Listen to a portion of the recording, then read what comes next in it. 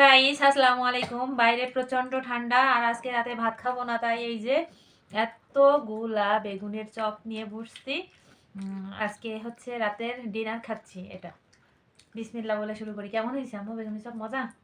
বিসমিল্লাহ।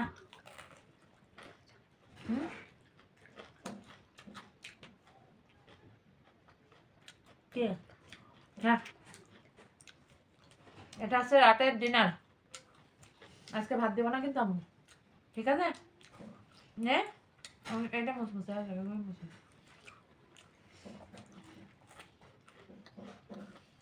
মা মা আসো, সস নিয়ে আয়।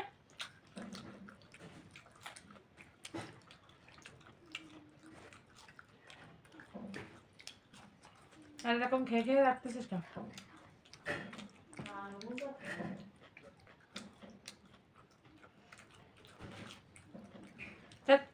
হ্যাঁ,